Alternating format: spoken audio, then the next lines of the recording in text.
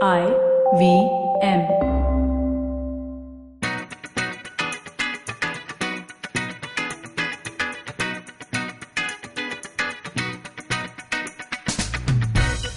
Hello everyone. Hi Josh, I didn't hear that clap at all. You just said you clap it's louder and all, and then I didn't hear the clap. What a fail. I'm back again in the studio with my call center headset. Ayushi, it's a pleasure to see you. It's a pleasure to see you as well. And I was about to make fun of your call center. I have to say. But I wasn't thinking call center. I was thinking more like, a lady at an event, backstage somewhere. She has a clipboard and she's like, yeah. Mm-hmm. Like she looks at it. That's what I was thinking of. The queen is coming. Okay. Everybody, welcome back. I trust you enjoyed our last week's episode, which was Dipislin.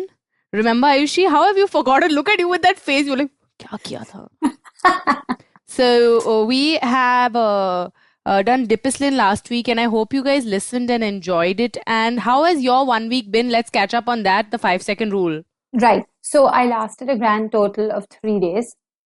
I did the 5-second rule. I think we recorded last Tuesday, right? If I'm not mistaken. So I did it till about Friday. And you're right. I spent less time on my phone, which was the main thing that I was looking to monitor, at least initially, in terms of being able to put down the phone and do other things. And that was taking me off my disciplined track. And yes, it did work. And then came the weekend and I immediately forgot about it. And I cocooned myself with my phone. Who is my best friend. It's okay. But that's a lie. I just had a very social weekend. So I automatically didn't. The truth is I had a social weekend. So I didn't have the need to constantly look at my phone. So I didn't do that 5-second thing. But I did do it for a couple of days. And during the week, it did help me. So I'm going to keep trying to reminding myself to do it. The problem with these kind of things is just reminding yourself to stay on track of this as well. Absolutely. Because when I remember to do it, it's great. It works immediately and I'm sending out so much of my work in a way more systematic fashion because I'm like, once again, I have landed up on Twitter. Out we go. So it was great while I remembered it. Let me put it that way. I love it. I think succeeded in waking up earlier than I have ever in the whole of lockdown this year, perhaps. You've been doing well. I've been doing well, and yep, it is a 5-second rule, I guess, because as soon as the alarm rings, before I have a chance to get lazy again, I'm like, let's go. So I've been waking up early, going for a walk, and coming back and doing exercise. So this is a lot for me, but I'm feeling pretty disciplined, at least in the first half of the day. Yeah, that's good. That's good. My exercise discipline this week has gone a bit slow. That's fine. It's because my work has taken over right now. So that's because I'm trying to be disciplined about that, I've had to compromise in other areas. So. Adulthood is all about juggling the various aspects of life. It can be overwhelming, but what does one do? You have to achieve and strive for balance. Having said this, for listeners, today, the day that we're recording is when the Forbes 30 under 30 list came out. Today, like this year's 30 under 30 list. Yeah, I know, out. but why are we giving it attention? I'm not giving it attention. I'm just saying seeing it makes you, like, at least for me, as an adulthood journey, I know that there is so much stuff about, it being like either it's bought or it's not always like completely a fair trial process, whatever it is. And there's a lot of people, but the people on there, by and large, have achieved a lot for their age. There's no all doubt that about is well and good, and yes, but also I think this pressure to be successful under 30 is too messed up. Yeah. And I was literally talking to a friend about it on Monday because we were with another friend. I mean, she was not my friend. I just met her that day and she was being considered for this list or whatever. And we were like, if you get it, great. If you don't get it, that's also fine. There should be a 60 under 60 list because life is long. And there are so many cool things people can do. And this 30 under 30 is just a lot of pressure. Yeah. And today I was reading it and I was like, that's good. But I think a great adulthood step that I've personally achieved is I looked at the list and I was like, it's okay. I just have, I don't need to comparing myself to this is not doing me any favors. And it's not doing the work that I'm doing any favors because what comparison means that the work that you're doing is not worthy. That's absolutely inaccurate. What you're doing is worthy for you. Yeah. So it was good. I think this was the first year that you looked at the list and I didn't feel bad. Yeah, I never look at the list and I don't usually feel bad. I think about it and conceptually feel bad, but then I'm like, No, I look at the list. I do look at the list. Because I work it's in a good world to- where yeah. that list is actively circulated, where that list it's in front of me, and the content that I subscribe to subscribes to that list. That's corporate life. No, anyway, let's, however, rein this in Let's rein and this in, yeah. come to the topic that we'd like to discuss today, that we Don't really have a generic title for it. It's more of a... but we have a space within Yeah. which we'd like to discuss it. So, and we've both done research on this one, which should be interesting. We wanted to talk about maybe mindset as a whole. How about we use mindset as a all-inclusive Yeah. word? Mindset, state of mind, state of thoughts. Yeah, because we wanted to discuss maybe positivity, negativity, and then neutrality A balance, yeah. as yeah. as a mindset. And we thought that one good way of doing this without it just being about like, I'm positive, I'm sometimes negative. We thought a good way of doing this would be to compare maybe Western versus Eastern schools of thoughts. And again, this is not to say one is right or wrong. This is just the way that two, and also making such a binary topic is wrong, but seeing how two halves of the world or two histories have evolved and what they've been able to come out with. Yeah, because also I think in recent times a lot of this be positive has taken over the narrative and a lot of people are really pushing it. I was also, I think, at some point guilty of it because I was like, everything, okay, it's going to be fine, let's be positive. But I think through the years of adulthood, I've understood that maybe positivity itself is not the answer. It is about maybe trying to strike a balance and all of that. Yeah, so... But I mean, yeah, that's true. Of course, I think we say this all the time. It's like a broken record. Balance is everything. I mean, balance in this, balance in that. It's just a little bit of this. That's not anything profound. Not that I'm saying that everything we say is profound, but it's kind of like the state of mind that you're in. There's different ways to approach it. It's not only all positive, all negative, or you're just absolutely ambivalent towards something. I think there are, and it's very personal. I think you have to find what your state of mind best responds to. Absolutely. And that's kind of where like this Eastern Western philosophy comes into play, because you kind of suddenly realize that different people from different histories and their surroundings and societies started writing about things in a different way. And today we live in a world that's very disconnected from that.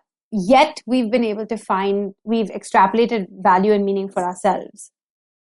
So let's get into that. Why don't you start? Or do you want me to start, because Western is a more generic approach to the way things are perceived?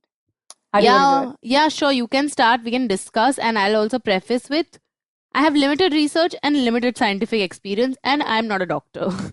So everything. Obviously not a doctor. I'm not a philosophy student either. I'm not an academician either. So listeners, don't come after us, if I'm wrong about anything. Just prefacing it with that. I mean, it bothers me that we have to even say that, but yeah, sure. Don't come after us. Don't come after me, at least. Please don't troll. Thanks. I mean, in general, don't go after anyone. Like, that's really just not cool. Okay, so if we are to just look at the more Grecian school of philosophies, where philosophy was born and it came from, your Plato, Aristotle. I have some notes here, so I'm going to be looking down at them. Oh my God, you must. So the way that this is kind of approached is that nobody actively talks about positivity or negativity. Correct. Even in Eastern, that's the thing. Words are not used like that. Okay, right. Moving on. Yeah. So those are not words that are used to describe a philosophy of life. It's kind of more virtue-based. At least for the Greeks, it was more virtue-based. And one of the virtues, if you want to say, like, maybe we can talk about happiness. Happiness as a positive thing. So it's a search of happiness would be the search of positivity. If I'm putting those two things on the same platform, then possibly the first philosopher to ever talk about it or consider the nature of happiness was Democritus.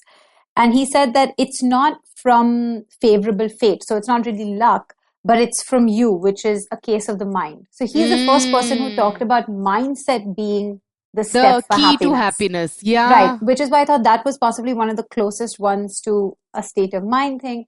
And it's interesting because he says that it's not an external influence and it's not luck either.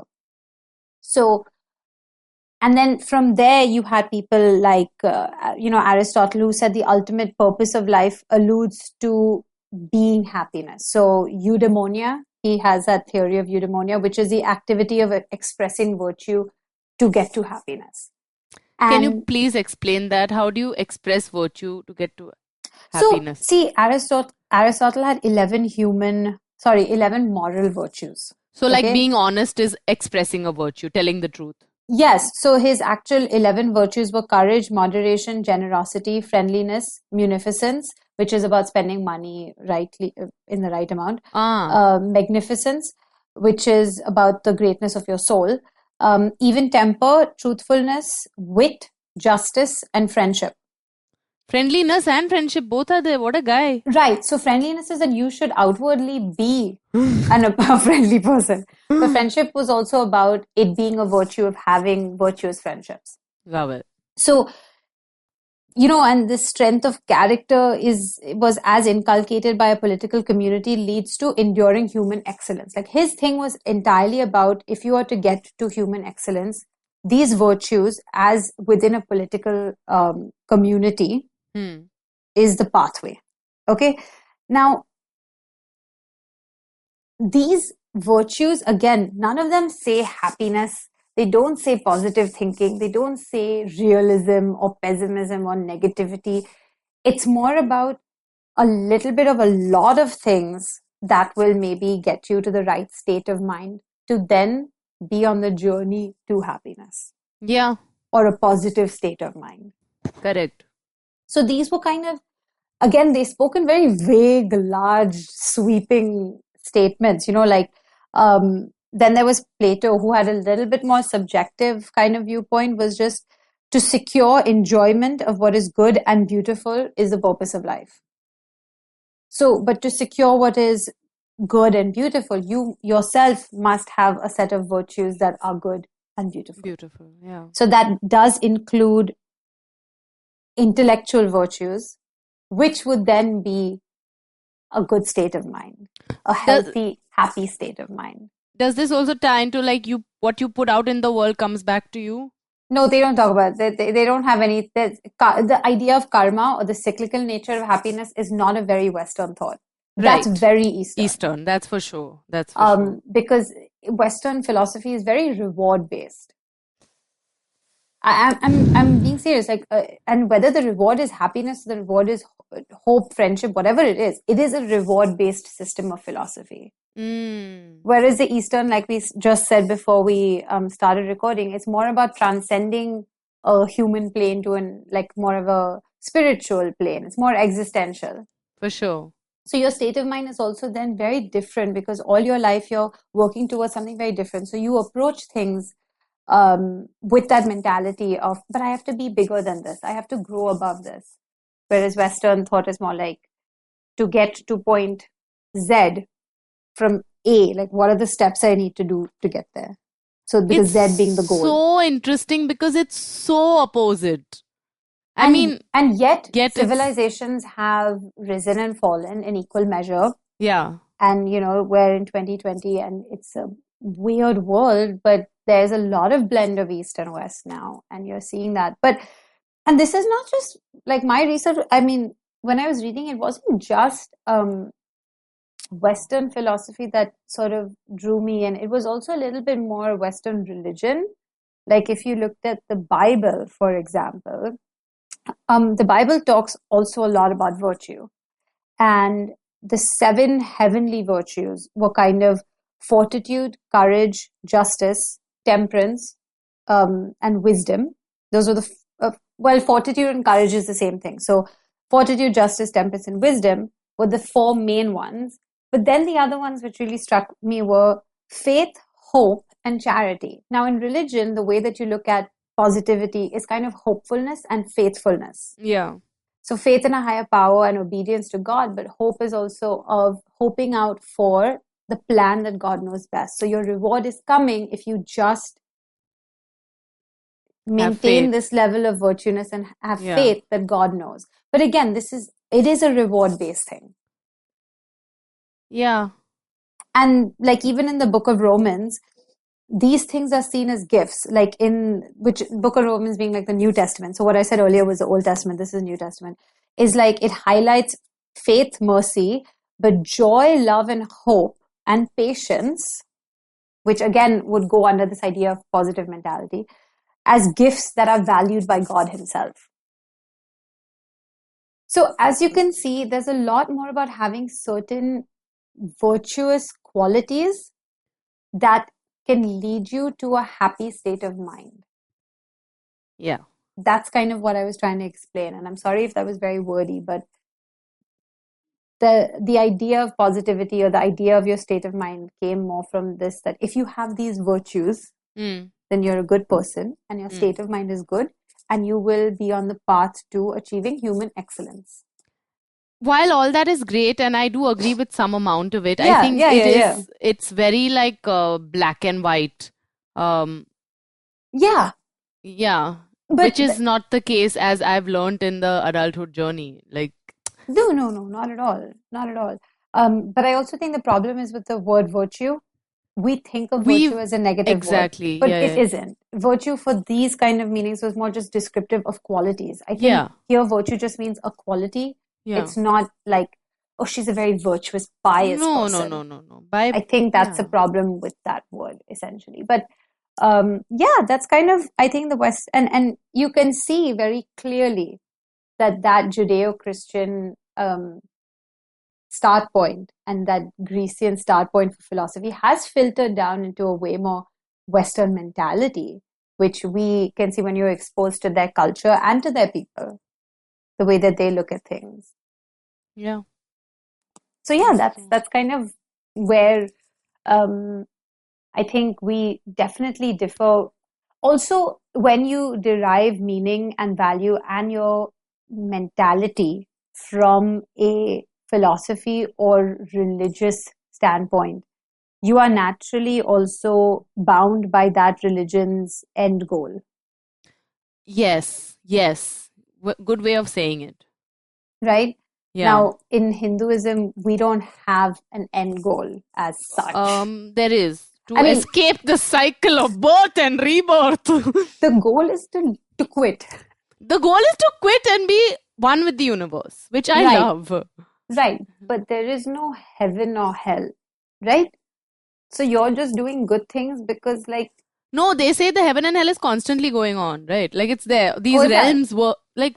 I haven't studied enough, but I think there is some kind of thing where the celestial beings, there is some kind of Svarglok and Patal Lok and... But that's for the gods and underworld, right? Yeah, where the Asuras and all are. So they also have this like heaven and hell thing, but I don't know if it's got to do with... Look, I don't know whether... Okay, specifically this episode I don't think should be about theology only because I don't think we've researched it enough. It is not about theology. But I would like to do one on that. Yeah, we can learn. I'm happy to learn. And we can even bring someone and chat with them about theology. Yeah, let's bring a theologist, an expert on theology. But to come back to what I was saying, is that if you are deriving it from this, your end goal will be aligned with what that religion's end goal is. Yeah. So whether it's Islam, Judaism, Christianity, Buddhism, or Hinduism, Taoism, whatever it is that you prescribe to now, there are huge, whether you like it or not, you are going to be inculcated into that a little bit. Yeah. This is true. Do you want to tell us about how this directly differs from what you've kind of read so far? You want to take a break? I think we should take a break and then come back and then I can hop into the few things that I might have let people process all the words that I've thrown at them right now. In 2 minutes. Chalo, see you on the other side. Hello, everybody. Welcome to an awesome, amazing, incredible week on the IVM Podcast Network. If you're not following us on social media, please do. Why aren't you? You should. It's absolutely essential that you do. It's IVM Podcast on Twitter, Facebook, and Instagram. Another fun week in the books last week, and I think you guys should definitely check out some of the shows that we did. So first, let me tell you about Cock and Bull. We did 2 Cock and Bulls on Cyrus Says last week, which is, I don't think we've ever done before. But there was just so much to talk about, and it was fun. The first one was just on Thrish, myself, and Cyrus. The second one, we had Abhijit Ganguly on, and that was a great episode. Do check that out. Check out Know Your Kanun as well. It's been a while since I spoke about that show, but Umber's been doing a great job on it. This week he spoke to Naina Sharma, a Canadian lawyer, about the ways that you do business in Canada and the challenges that presents. Definitely very interesting stuff. Do check that out. The guys at Naan Curry are doing some really, really fun stuff. Do check out their latest episode. They talk about roti, the simple bread, but it's got some complications to it. Let them tell you about what they are. Do check that out. Also, do definitely check out the Wire Talks with Siddharth Bhatia. He's been killing it, man. It's just a new show, but what great conversations. This week, he had Siddharth Singh on to talk about pollution. Do check that out. And you know what, guys? The best news of all, Simplified is back. They've been back for a few weeks and I haven't called them out before, but remember that they're back and do check them out. This week, they talk about, does censorship make sense? Knowing the guys, I think I know the answer to that, but you should go check that out. And with that, let's go back to your show. Welcome back, Ayushi. Have you had time to think about anything that I said? I don't think so, because I think the ads were talking. Okay, so you got distracted by ads. See, this is another thing. Distractions, which brings me to, okay, should I start? Why yeah, not? Why not? I feel What like are we a student waiting who the teacher's like, okay, now it's your turn to come in front of the class and share. And yeah, that's exactly what's happening. Do you need a moment? Is somebody knocking on the door? No, but I think some hammering is happening, which... But even Anyways. outside my window, there's a metal works shop in the gully behind. They just don't stop clanging. Sorry, listeners, this outside studio life has still not... We still haven't perfected it. It has its drawbacks. Because real life, as you know, is not perfect. Yeah. Oh, so while I was on my trip for research, I came across a great quote by Seneca, who is Greek or Roman. You came onto my side of the hemisphere. I came a little bit because the quote came along and I just want to share it for fun because it's too good.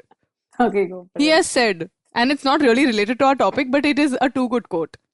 What need is there to weep over parts of life? The whole of it calls for tears.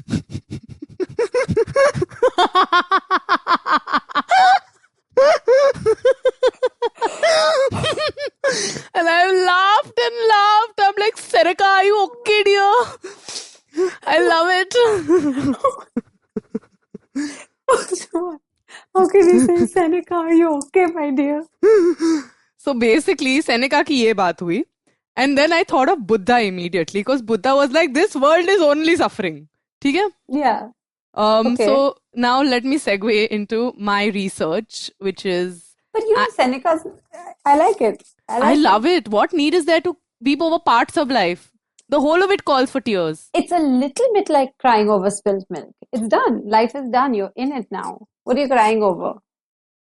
Or you keep crying. You have to cry only. There's no other way. Oh, I was seeing it more like kind of like there's so much you don't need to worry about crying about any of it at all. Don't cry at all.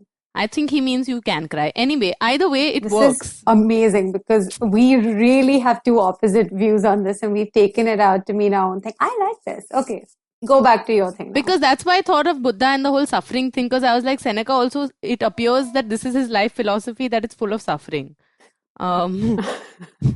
Which is all great and well. But let me start. So I looked a little bit at... Buddha, I looked a little bit at the things in our ancient Hindu scriptures, little bit, and I looked a little bit at Lao Tzu. Lao Tzu? Yeah. Lao Tzu. I just say it like that. Lao Tzu. And some words of Osho. I'm going to start with a quote by Osho because it's paraphrasing actually, but I'm going to read it out. The philosophy of positive thinking means being untruthful. It means being dishonest. It means seeing a certain thing and yet denying what you have seen. It means deceiving yourself and others. spoken like a true cult leader. Yeah, Bhagwan. But that's true. It might seem like a harsh take on positivity, but it is. Positivity involves lying to yourself a little bit. A little delusion is necessary for you to remain positive. Absolutely. And it was reminded to me in this little book I was reading, and the writer was like, people who have to say, I am happy, I am healthy, means you're not. That's why you're saying it. And I've been there. I've done that. Like, I have had to use positivity as a crutch when I was really in the dumps, to really, really just, maybe it is. Those have this lie thing that we talk about is kind of a lot of the criticism of this positivity movement that you're seeing, the surge of maybe body positivity to another extreme or mental positivity to another extreme. Yeah.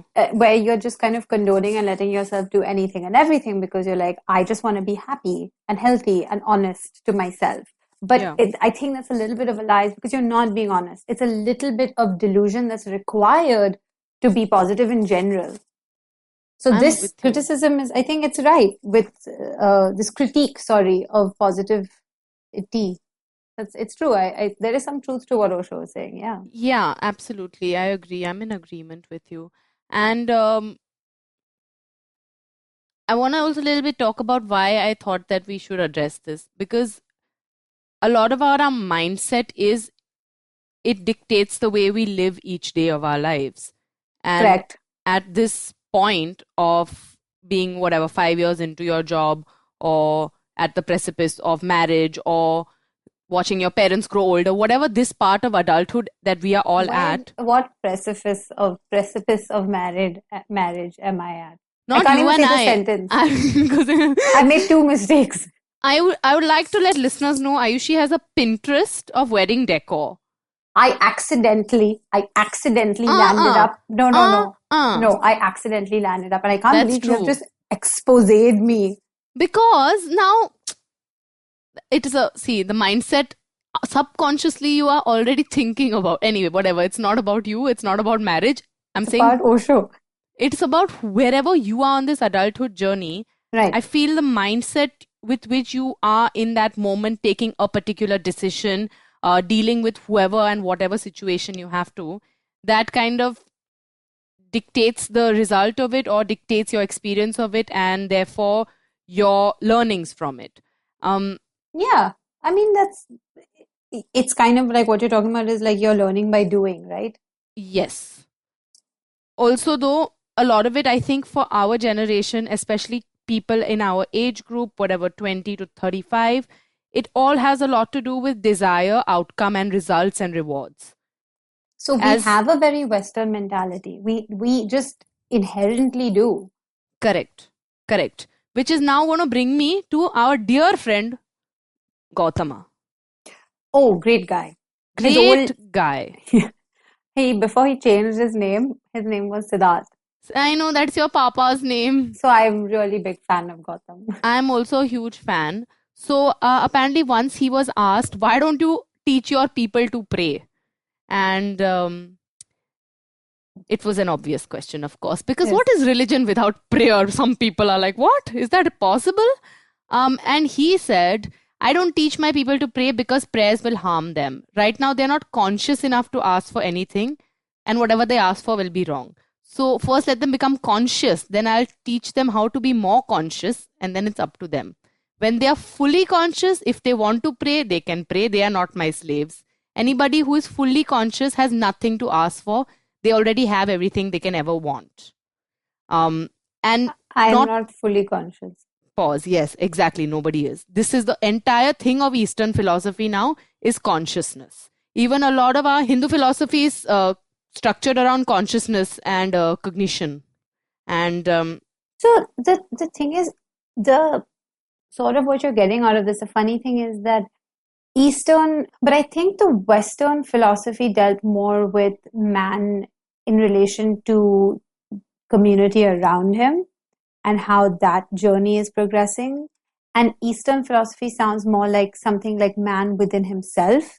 And how as large with the cosmos, I feel. Yeah, like a larger energy flow, a larger but also a lot of within. Like if you within have this level of consciousness and enlightenment and that aha moment that we're all searching for, then automatically you are with the cosmos. It's not so much like you will be then a good political, body polity, like the books, like philosophy for Greeks was very political. For Christianity and Judaism, it was more about keeping society in line and check, keeping religion as a good way of controlling that society around you, which is not good or bad. It's just that's the way it was. Yeah. But that seems to be like a striking difference, at least to me, just from this conversation between the East and the West. Yeah. I agree with you. And Lao Tzu, my other fave, he said that firstly we ought to take more time for stillness. And this is why he's your favorite. Yeah. So his quote, which I love the most, is, "To the mind that is still, the whole universe surrenders." It's so simple, yet so difficult. Yeah.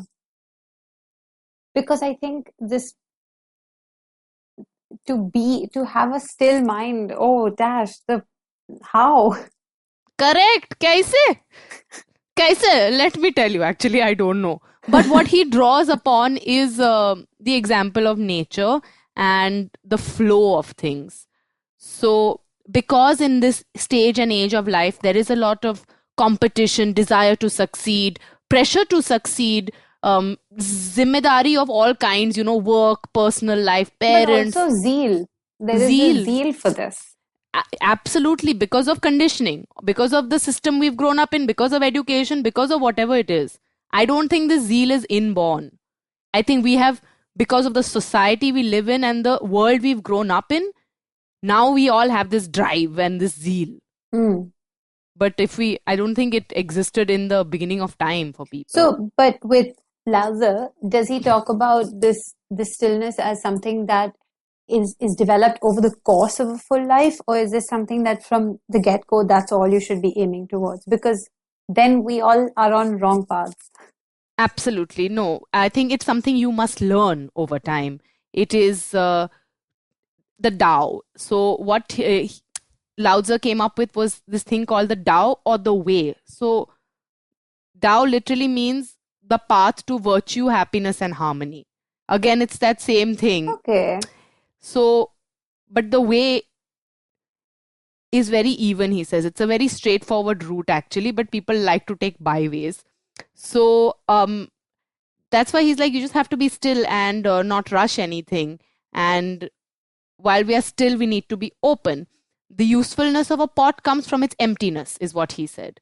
Empty yourself of everything. Let your mind become still. So this is part of the learning process.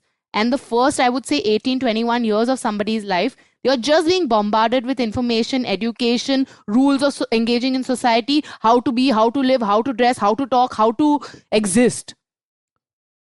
You want me to empty my brain? I think you have to empty yourself of, literally, because I think what he means is the conditioning. As we know it now, this is all conditioning. So the way I see it is maybe one has to empty themselves of the conditioning one has grown up with and really re-examine and see, what am I as this empty vessel? So that again speaks to these new words like relearning, unlearning, relearning. Yeah. Little did he know that his words and theory would be used when an Instagram personality makes a faux pas and has to say that he's relearning. Because I think all of this actually has come from this Eastern philosophies, only like Lao Tzu, because again, he has a very beautiful quote, which is, "When I let go of what I am, I become what I might be." So again, the mindset of this is what I'm supposed to be, holding on to the idea, oh, this is what I need to do, this is how my life should be, this is what success looks like, this is what the ideal job, the ideal partner, all of these things look like. Maybe once we let go of these preconceived notions, that's when we really open ourselves up to the greatest possibilities. So see, again, these are differences between the East and the West. The West is giving you a template of how to be. This is to have these 11 virtues or 7 main honorary moral things that you have to have. They're telling you that you have to do this, and then you will be that. Whereas a more Eastern philosophy is kind of like you must rid yourself of everything to then know what your true potential as a natural being is. And everyone's potential or everyone's journey and end goal is different. And it's very subjective. Yeah. Okay, I like that. Now, I think we have to find some way to tie this in with this idea of negativity and positivity and neutrality when it comes to a mindset is more that since we are in 2020, and I think it is very hard for 20-somethings, early 30-somethings to detach themselves from reality so extremely, I'm sorry to say, which is kind of what these Eastern philosophies is. Like, it does require you to detach yourself. Yeah. I think the right way maybe, or not the right way. I wouldn't want to tell anyone one of the what's possible right. options. You're right, Yeah. exactly. One of the possible options would be to borrow a little from everywhere. A couple of, Yeah. My favorite word, spectrum. Take stuff from all across the spectrum and see what you truly resonate with. What is your inner vibration, your inner harmony? What makes your heart happy when you start thinking of it? So if your heart truly is happy that in the pursuit of Forbes 30 under 30, then that is the way forward for you. I don't want to say that the only way is to empty yourself completely, because I don't think that that's our stage of life yet. I think that's a little bit older. And that's how I see it. Fair enough. But also, also the emptying, I don't think has to be as extreme as what you're saying. Or what I'm thinking. Or what you're thinking, exactly. Yeah. No, I get that. Yeah. I just do think that maybe once you've completed some of the more maybe joyful aspects of life, then you can start to move into that. I have lived a life that has been full. I am satisfied so far. So now I will work on finding that inner equilibrium, that inner balance. Because to be like in my idea, and actually even your idea of what a good parent is, a good sibling is, a good daughter is, a good citizen is, it requires us to work in a certain way. Yes. And strive for certain things.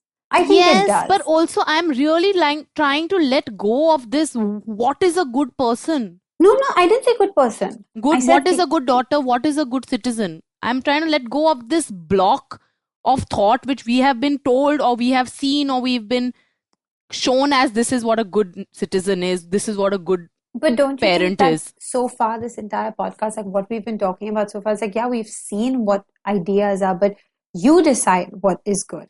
Absolutely. I have decided that replicating a lot of the things that my parents did for me is good parenting. But that's not necessarily, like other people who listen to the show can very well say that I don't want to do anything that my parents have ever done. And I think that's how I'll be a good parent. Yeah. So I'm not saying that the way that left-wing propaganda or right-wing propaganda tell you to be a good citizen is the right way to do it. I'm saying reading the entire spectrum and thinking, what is it that I think a good citizen is?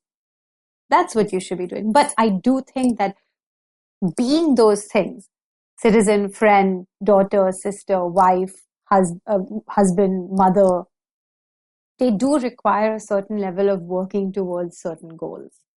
Yeah, fair. Which I think is more about filling yourself a little bit more than emptying yourself or ridding yourself of certain desires. I still think I'm of a very opposite belief and thought. But talk about it. I just think. Tell me. So again, it's gonna sound mumbo jumbo, but in the grand scheme of things, this whole episode has been mumbo jumbo. Yeah, but I really think, like, in the grand scheme of things, like, none of this shit matters. Are you a good person? What is good? What is bad? And that's my main concern nowadays, because I have been caught up in being good. I have been caught up in doing the right thing my whole life, pretty much. So that even if you like do one small wrong thing, you feel like, oh, it's the end of the world. But maybe instead of, and this is just me, I'm now at a place where I don't want to stop and look at what I'm doing, my actions or my behavior to myself or to others, being like, oh, that was a good thing. I did that because I'm a good person. Or, oh, I shouldn't do that. That makes me a bad person. But instead looking at it more like, yeah, of course, you never harm somebody else. That is the first rule. cause no harm, yes. But other than that, how is this enhancing or taking away from my experience of life? But I think to enhance your experience of life, you do inherently need to know what's good and bad.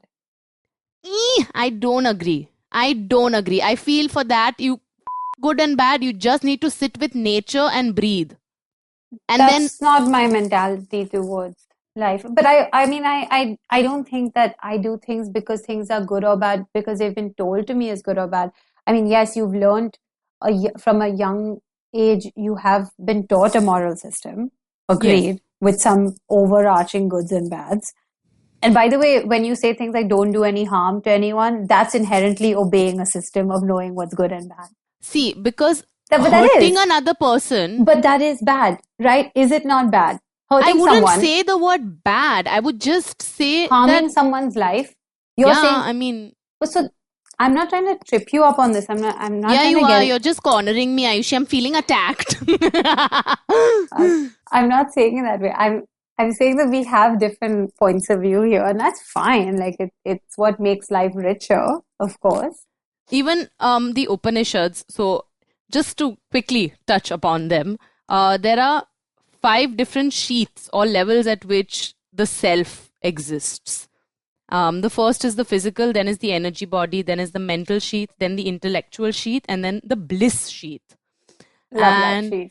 Exactly. But even in this, they say that the first 3 states are the basic ones, and each higher level represents characteristics that are going to take you to the higher self, of course.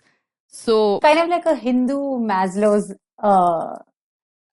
hierarchical hierarchy. needs. Absolutely. So, at the highest level is the self. So, that is the bliss self. This is the state of Anand, as they say in the Upanishads.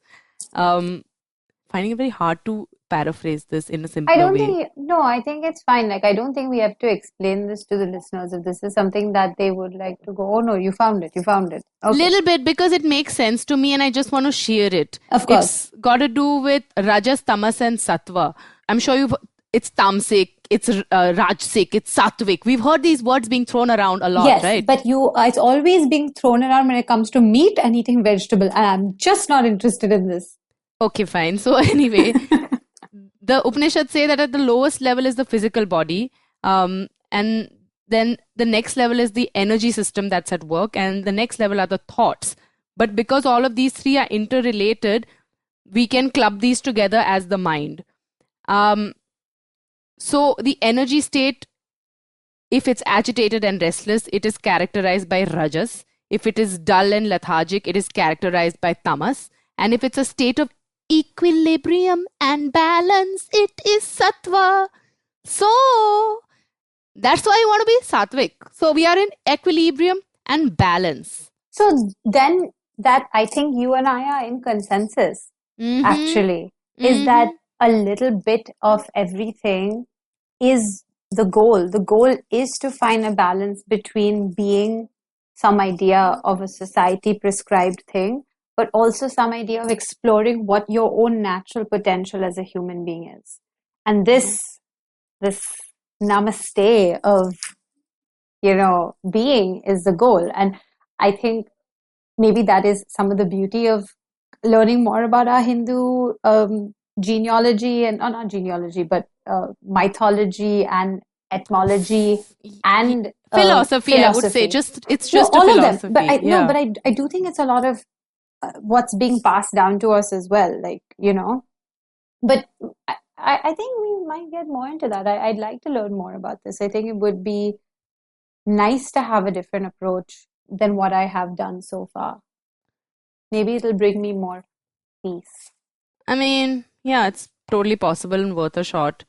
Yeah, and another one of my other favorites. I think this idea of nature and learning from nature is very, very, very prominent throughout Eastern philosophy. You will find no disagreements from me. I love to sit under a banyan tree. Just be happy. Exactly. So, Lao Tzu advises us to look at trees as case studies in graceful endurance, which is so beautiful.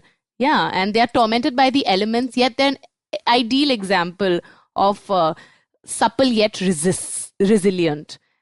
See, so if you have a technical framework and your roots are deep, so you have some sort of, maybe you can equate that to having a good moral center that's rooted somewhere, then whatever grows from that, whatever is to be born from that, it will sway with the wind but find its balance.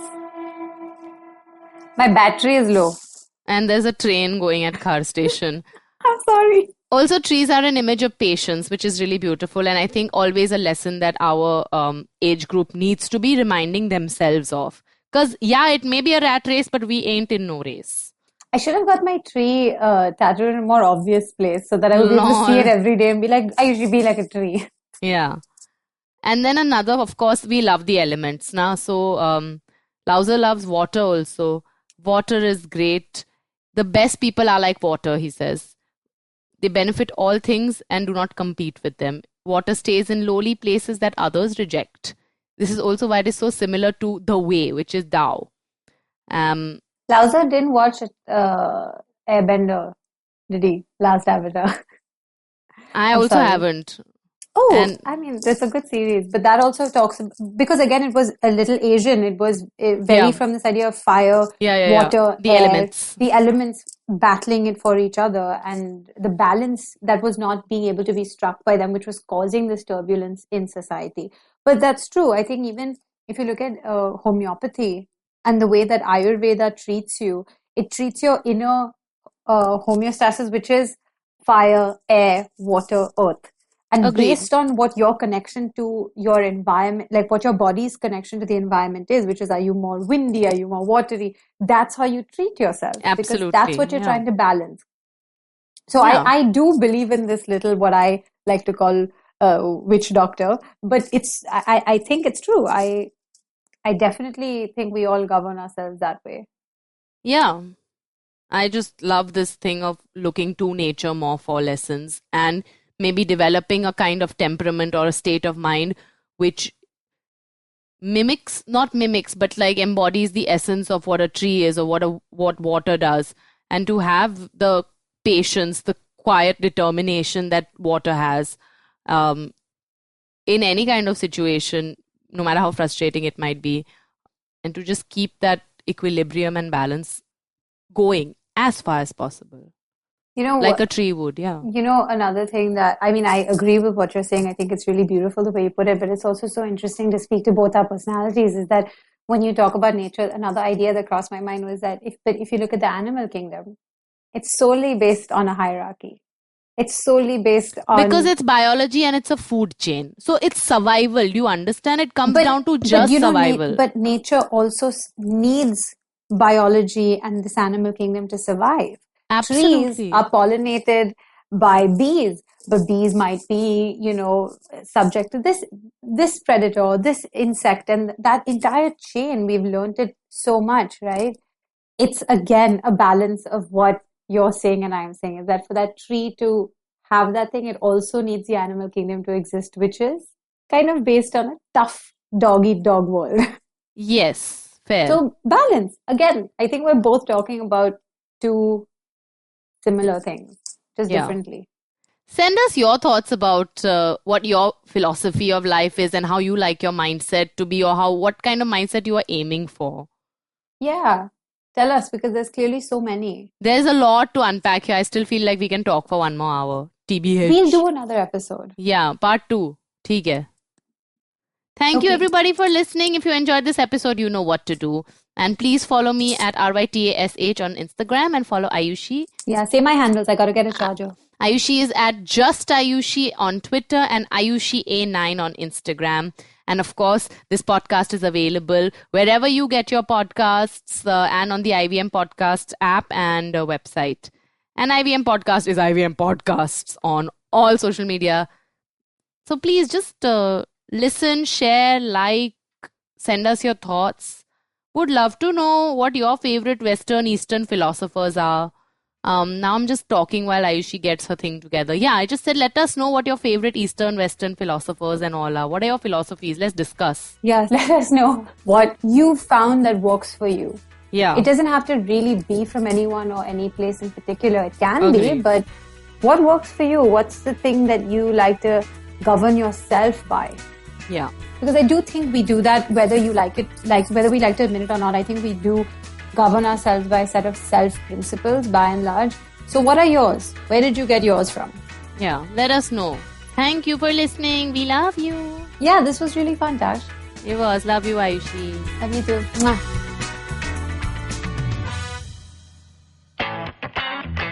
रिश्ते में तो हम तुम्हारे podcast लगते हैं. नाम है football शुटबॉल. Presenting Football Shortball, a show about three friends discussing our favorite game over a beer. Sometimes 3, maybe even 5. Hi, I'm Shiva, and with me are my 2 sidekicks, Gaurav Sapre and Karthik Iyer. Sidekick? You mean like Batman's Robin or Van Persie Robin? No, I mean like Alexis Sanchez, but with a little more skill than just playing the piano. Ha! Just shows how the best players at Arsenal are mere bench warmers at United. Oh, thank you, Iyer. But you're a Fulham supporter, so whenever you say anything to support me, I question my beliefs. Just like how Griezmann would say, एक बार मैंने जो decision ले लिया, तो मैं अपने आप की भी नहीं सुनता. Banter aside, we will talk match reports, transfer rumors, top controversies, fantasy football picks, and so much more. So grab a beer and tune in to Football Shortball every Wednesday on the IVM Podcast app, website, or wherever you get your podcasts. पेश खिदमत है आपकी शान में हमारे अंजुमन से. Hi, I am Sadaf. And I'm Arshit. खाने का इतिहास, इकोनॉमिक्स, पॉलिसी, साइकोलॉजी सब है मेन्यू पे. Only on the नानकाली पॉडकास्ट every Wednesday, सिर्फ IVM पॉडकास्ट ऐप या वेबसाइट पर, या फिर जहां से भी आप अपने पॉडकास्ट सुनते हो.